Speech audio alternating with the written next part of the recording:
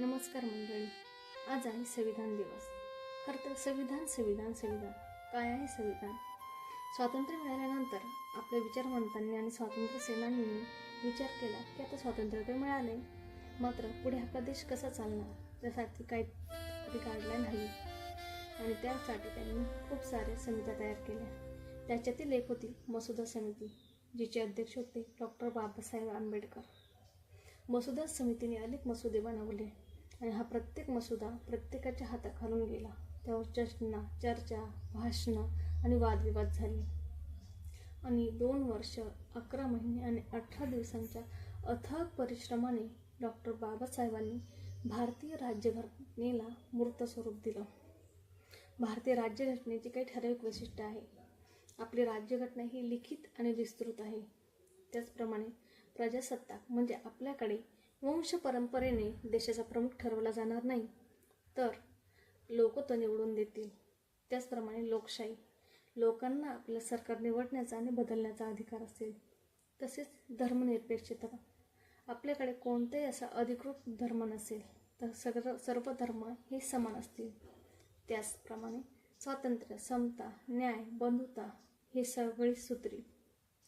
खरं तर काय आहे संविधान? आपण सहजच बोलून जातो. काय दिले मला या संविधानाने? स्वातंत्र्य दिले. तुम्हाला देशात कुठेही फिरण्याचा, वास्तव्य करण्याचा, व्यवसाय करण्याचा स्वातंत्र्य तुम्हाला मिळाले.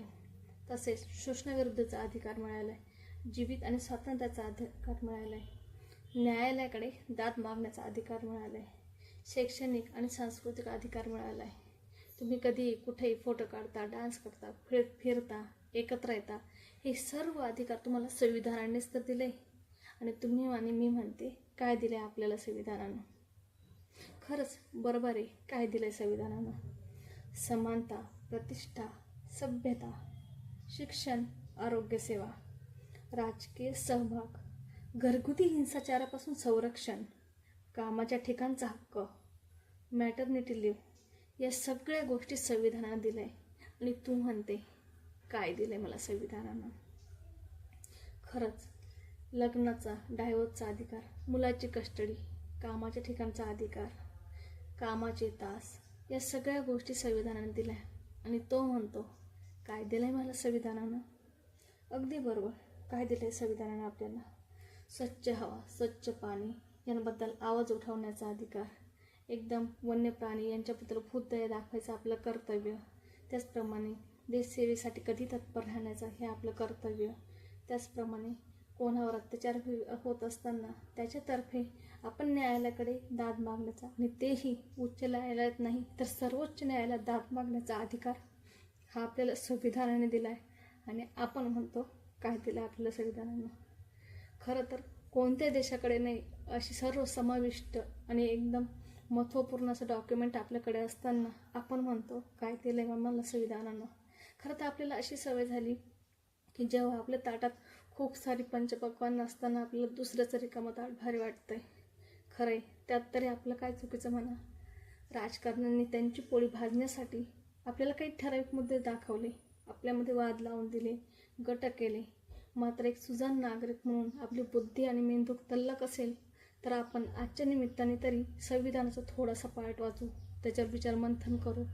तेव्हा आपल्याला कळेल की खरंच संविधानातील प्रत्येक शब्द किती काळजीपूर्वक विचाराने टाकलेला आहे. ते काही विचार उचलायचं, इकडचं घ्यायचं, तिकडचं घ्यायचं असं करून केलेली गोळाबेरीज नाही आहे ती. नक्कीच बाकी घटनांचा आपण आधार घेतला आहे, मात्र कुठलाही पार्ट जशाच्या तसा उचलला नाही.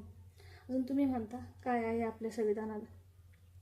ग्रामपंचायतीपासून संसदेपर्यंतचा कार्यभार कसा चालणार, त्यांचे अधिकार, हक्क, कर्तव्य, त्याचप्रमाणे प्रधानमंत्री, राज्यपाल, गव्हर्नर, मुख्यमंत्री यांचे कार्य, अधिकार या गोष्टी कशाप्रमाणे चालणार, त्यांचा लोकांना काय फायदा होणार, या सगळ्या गोष्टी यांची रूपरेषा ही संविधानाने दिली. हायकोर्ट, सुप्रीम कोर्ट, त्याचप्रमाणे जिल्हा सत्र न्यायालय यांचे कार्यक्षेत्र, तसेच कोणत्या वेळी हायकोर्टात दाद मागावी, कोणत्या वेळी सुप्रीम कोर्टात दाद मागावी, हे सगळे अधिकार, सगळ्या गोष्टी या संविधानामध्ये नमूद केलेल्या आहे.